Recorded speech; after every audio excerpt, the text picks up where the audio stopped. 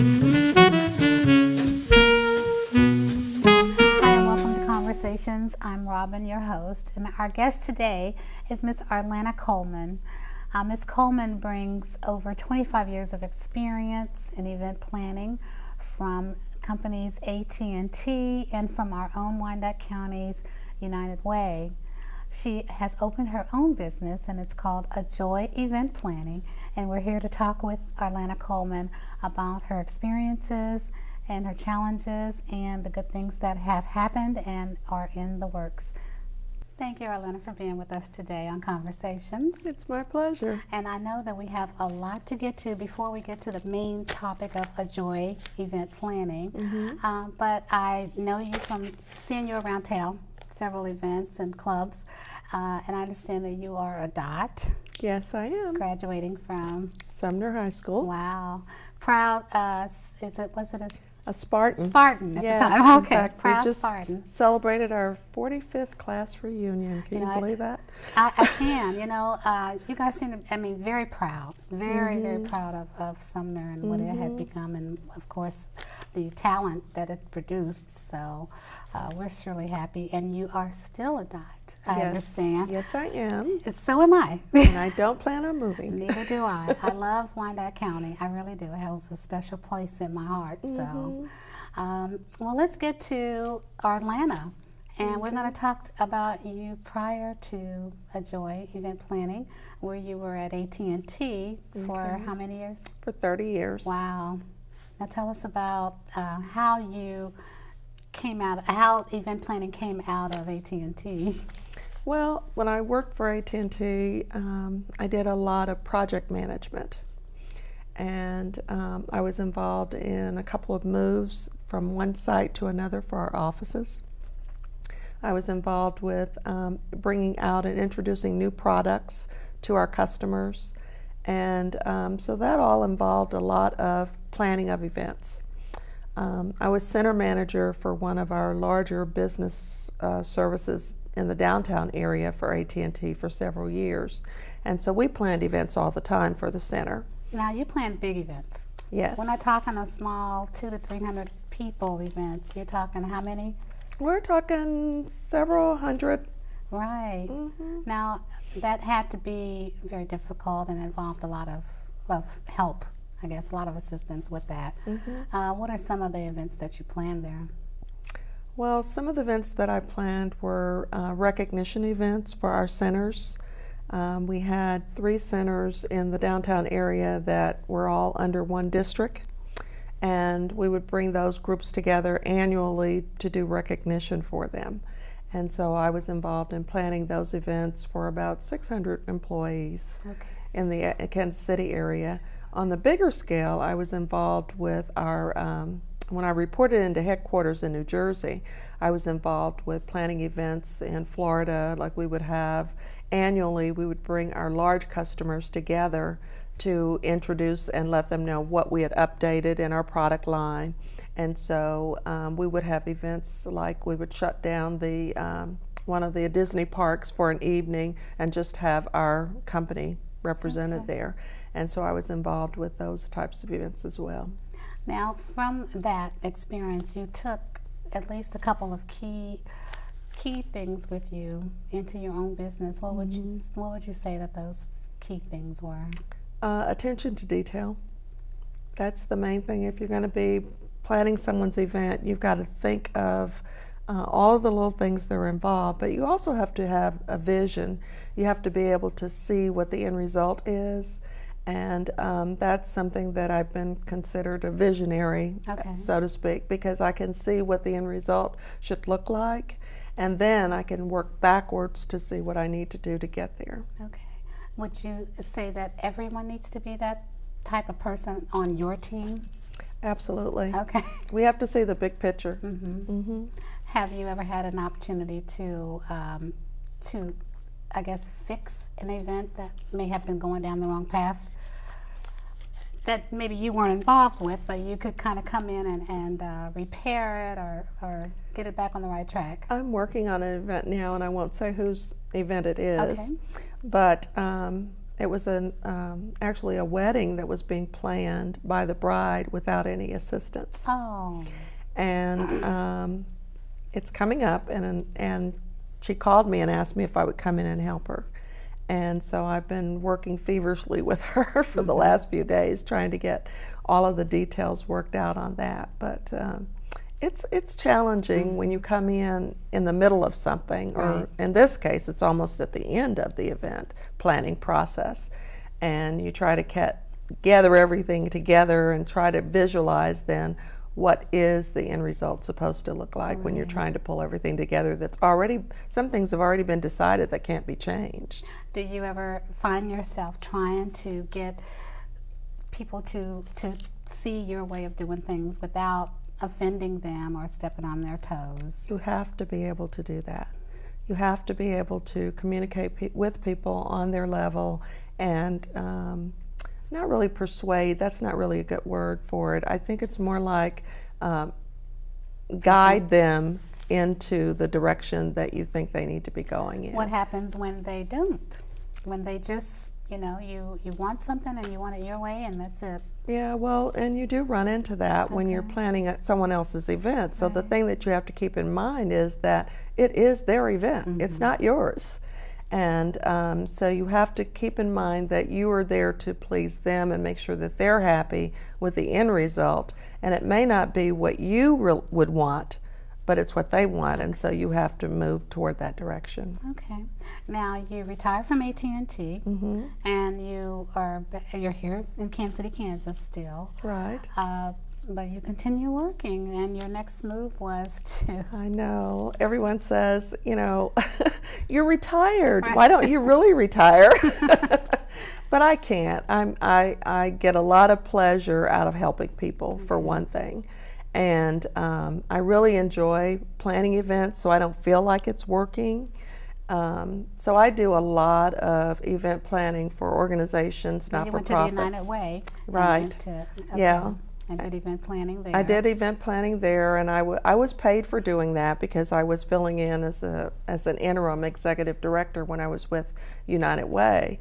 But aside from United Way, I've done event planning for the Boys and Girls Club of Greater Kansas City, for the Kansas City Boys Choir, the Kansas City Girls Choir. I planned events for the YWCA. Lots of not-for-profit organizations in this area that I feel like they need some assistance, and so they've called me to help them. Now, with the nonprofit organizations, are there any other details that you might run into? Because I know a lot of times things are done the same way year after year, and that's the way they like them, and sometimes that's not. Have you run into any challenges as far as that's concerned? Not really, because if I don't feel like it's a project that I can be proud of or that I want my name on, then I don't take it. Oh, wow. That's the one good thing about having your own business, is you can say no when you want to say no. Right. And so everything that I have been involved in since I've been doing the event planning, even for not-for-profits where I'm just donating my services, it's always had to be something that I felt really strong about and felt like I could give it the that it needed. Okay. All right, we're going to take a break. Okay. And we'll be right back, and we're going to talk some more about Joy event planning. Okay. We'll be back in just a moment.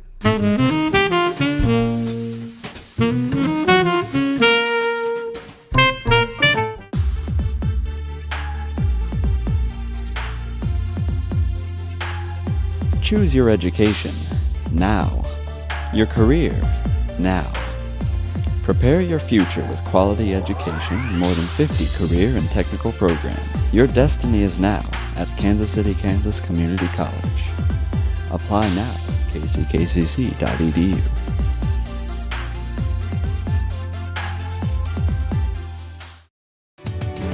We had been called up for the first time. Wildfires were getting close to homes. At that moment, I got my first taste of just how important the Guard is.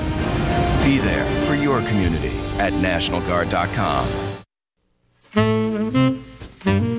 Hi, and welcome back to Conversations. I'm Robin, and we're here with Arlana Coleman of Joy Event Planning.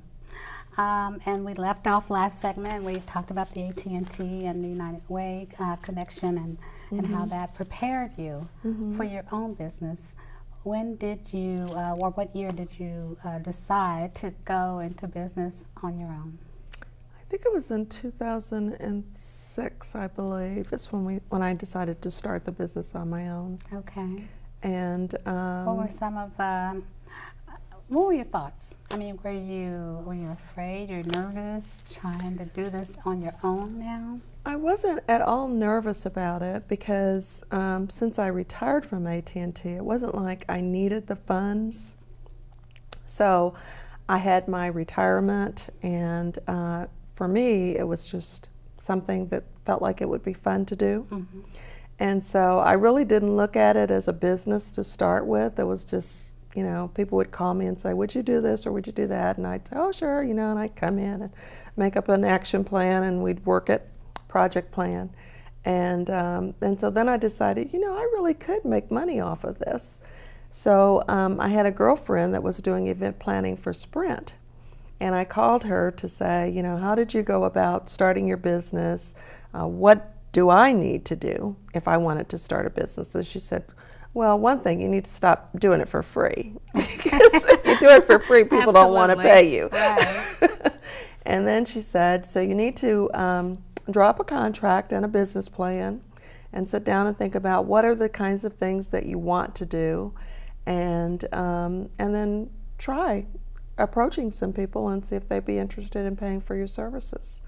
And because your name was already out there in the community. Yeah, people knew me in the knew you community a already. little bit, you know, and they'd seen me around, and I'd done enough free things that people kind of knew that I had the skill for planning events. So it wasn't very hard, and I'll be honest with you, I think about 4 years ago is the first time I put my website up. Okay. And but all my business has been from referrals. How hard was it where people who you had done work for them for free and now you're charging, was that kind of difficult for them to embrace that?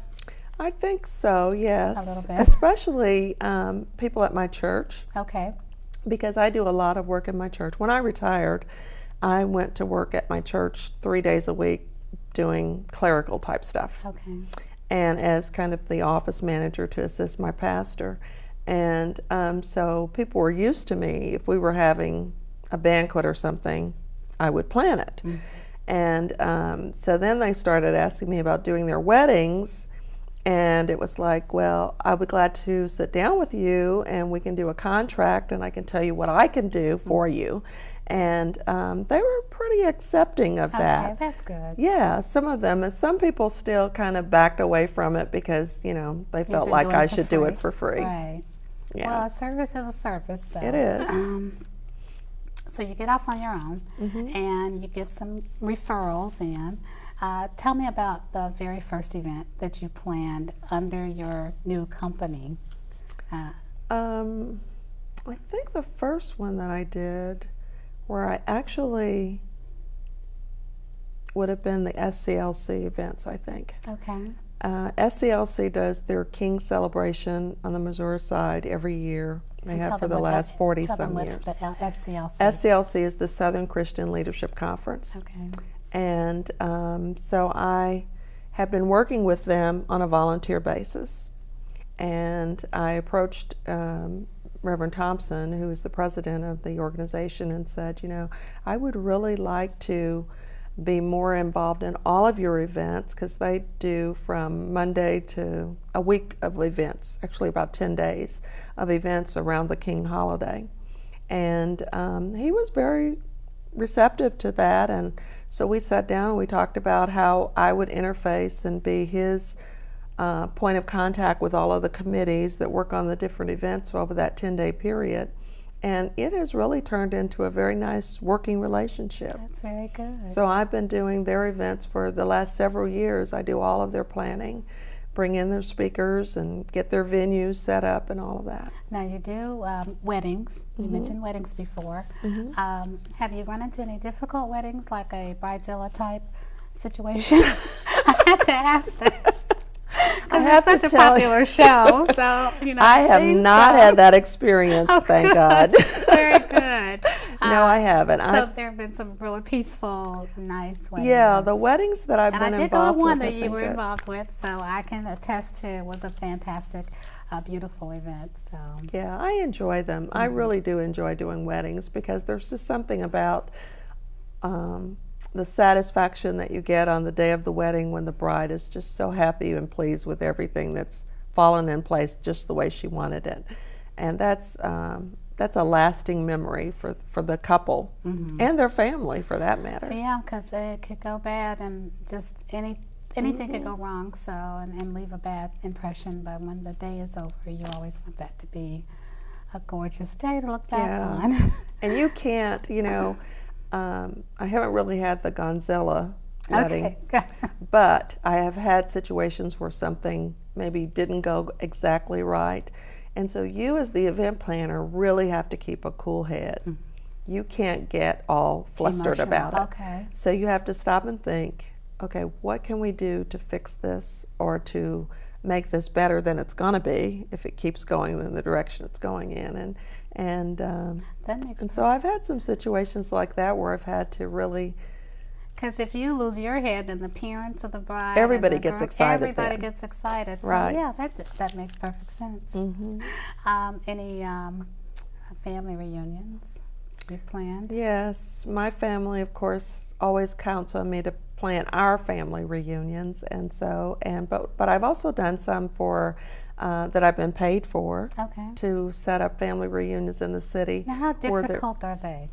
They can be very difficult when you have families that are coming together and they're very diverse groups in the family, and trying to figure out what everyone really wants as the end result. I helped plan my family reunion, and I wouldn't want to do it again, although I may be stuck being on the committee, but it is very difficult because everybody wants something. They want to either do some type of event or travel different places. They're talking about a destination reunion. Yes. I mean, there's so many opinions that go into it. Right. How do you do it? It's finding a happy medium, I think, is what it is, because you can't please everybody, No. and everybody's not going to be happy with what you end up with in a family, I don't think. But it's getting what do the majority want to see, and what are their interests. We planned reunions. In fact, we just had one this past summer at in Branson at one of the resorts down there. Oh, wow. And everybody really had a good time. Everybody didn't think they would have a good time, I don't think, coming into it. Right. But it was really a fun affair. Now, if, and I'll just use my family for example, they want to go to Memphis. Okay. And I know they have Memphis in May. How would you, if I asked you to help us plan this, how would you go about finding the different things that could please everybody? From the little children to the big children. Well, I think that from the little children's perspective, I would look at games that we could play in an outing, because little children like to be outside and they like to be free to run and play, and so you really have to plan activities that give them an outlet for that energy, whether it's at a pool, if you've got children that can swim, that's a really good one because they can play there for hours. Right. And but relay games, they like to do things like that where you have prizes for them, for the little children. If you're going to Memphis, you have to do Bill Street. You know, and that's what I was thinking. The big kids, of course, that's where they're Right. thinking, but they're thinking, oh, what can we do with the kids? And I think that's been a main bone of contention. What do we do with the With the little kids kids. when you go to Memphis in May? We're going to take a break and we're going to come right back with that answer, I hope. We'll be right back in just a moment.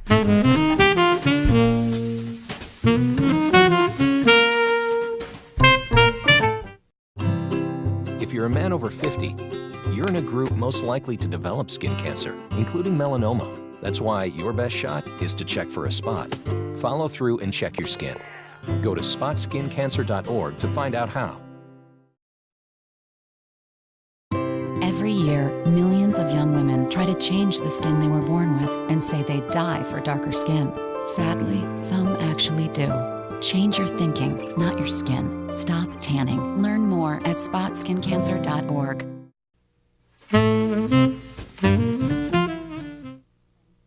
Hi, and welcome back to Conversations. I'm Robin, and we're here with Arlana Coleman from Joy Event Planning. And we left off that last segment with talking about Memphis and planning, and you gave a great suggestion during the break as far as anyone who's planning something out of town to... Yeah, I would suggest going to the website for the city that you're planning to go to and just do a search on their attractions. And you can find out a lot of good information there about what's available in that location, and you could start to get prices. Look for group discounts. If you're taking a group in to a museum or amusement park, we always do the group pricing. Okay. Those are great suggestions. Thank you. Sure. I don't want to do this, but I might have to. But any other type of events? And I know that you are, and I believe, head of the Take a Child Day. I'm thinking of Back April. to School Fair. Back to School Fair that was held here at Kansas City, Kansas Community College. Yeah. You're over the entire event planning for that. So tell me a little bit about that. Well, I got involved with that as a volunteer from the Sumner Alumni Association, believe it or not. Wow. And we wanted to get involved with giving back to the community. And so I'd heard about this event that was being planned and went to one of the planning meetings, and from there got involved with planning the very first back to school fair that we had in Wyandotte County. And since then, for the last 10 years, I've been involved with that event. 10 years. And for the last 5 years, I've been general chair over the event. So it's been very rewarding to see the children. I was volunteer, well, 1 year, I believe, 1 year at least, and it was when it was down at Indian Springs. Okay. And I thought it was fabulous. You know, so many families look forward to coming and getting those free backpacks and other materials. Of course, they had screenings there. So, and you're over all of that. Trying to help get everything coordinated, yes. Wow. Did that give you nightmares? No, I didn't have nightmares behind that one. Okay, well that was, you know, it's but it always does keep you busy. It's always a success, and you get great media coverage on that, so that's very good.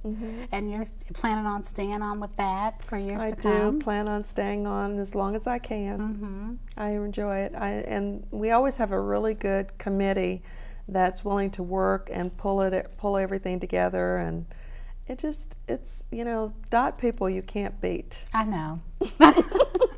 I know. They are fabulous when we come together, and it always seems to work out because we do care about our community. That's right. Yeah. Now, in addition to that, you have something else that you're planning at this time. Yeah, I'm working right now with the Providence Medical Center Foundation's Think Pink event. I got involved with that last year. Okay. They had asked me to come on and give them some assistance in planning, and this year they asked me to chair the planning committee, so I've agreed to do that. There you go. Yeah. Once again, chair. Yes. So tell us about this. Tell us about this event. Okay, this is an event to raise funds to help the foundation in the spreading of the education around breast cancer and the fact that it impacts more than just women. Men get breast cancer as well. And so what we do is we plan this event, and it's going to be October the 25th at the Painted Hills Golf Course. And it's a charity. Okay. So what we have is we've invited organizations in the community to donate a chair. Okay. And we ask them to decorate that chair with some theme in mind. And then we have a live auction for all of the chairs. We have a silent auction at the same time where we've gathered donations throughout the Wyandotte County community. And the other part of that event is that we've invited in vendors that can come in and sell handcrafted items. Okay. And so last year it was a great event. We raised about think they said $20,000. Wow. And we're hoping that this year will be just as successful. But I'd love to have the whole community come out and be a part of that. Now that is great. And I, you know, it's hard to think, but yes, men do get breast cancer, and they don't think that they have to check themselves either. Right. So Right. it's very good that all that awareness is getting out there. You've been busy. Yes. And you stay busy. I stay busy, right. With the weddings and reunions and other events that you chair. How do you keep it all together? I mean, you look like it's just part of what you do, but I know that it sometimes has to be a little stressful. Do you have help in your business? I do have help. Okay. I have a girlfriend, Dorothy Aldridge, and we work together. Okay. We have a second business aside from A Joy that's called First Things First Catering. Okay. And so we do a lot of joint projects, and we have ladies that come in and help us when we do the catering to serve. And my son helps out, and his wife, and so we have lots of help. If necessary, I pull in my brother and his wife. You and just start pulling folks in. yeah, Come on whatever now, we need to get it done. Well, that is fabulous. You make it a family event, and you have something else. How do you keep all these balls in the air and not? It seems just very seamless for you to. Yeah, I think it's just having a plan and working your plan. Like at the beginning of each week, I sit down and I think about, okay, what meetings do I have this week, and what do I have to accomplish? If I have an event coming up, I have a timeline as to things that need to be done when. And so working that timeline and using my cell phone as my crutch. Right. Without that, you know, it's funny because when you leave that at home, you immediately have to turn around and get it. It's never you don't leave have a without choice it. Nope. of going back to get it because it's just it becomes part of who you are. That's right.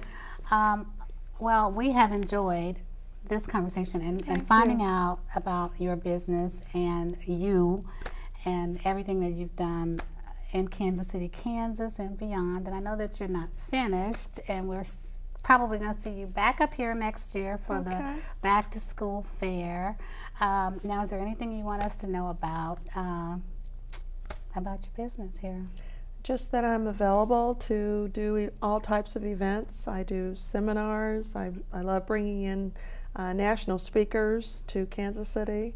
I have brought in some very famous people to Kansas City to speak, and I enjoy what I'm doing. I will give you 100%, if not 110%. Now you have a website that you can give to them. I do have a website. It's ajoyeventplanning.com. Okay. And visit my website and give me a call. Yes. And you had a couple of testimonies, and everyone gave you just high regards as far as the customer service and friendliness, and of course the professionalism that you brought to their event. They're very helpful, and thankful that you were part of their event. And I know Leota Marks, you did her daughter, and I know she gave you very high marks. So thank you. And some of these folks, you just can't help but say, you know what, if it's by word of mouth, it's believable. So thank you for being with us, Arlana. Thank you. And it's been my pleasure. Yes, and please come back to visit us, and we will see each other very soon. I'm sure. And thank you for joining us on Conversations. We'll see you next time.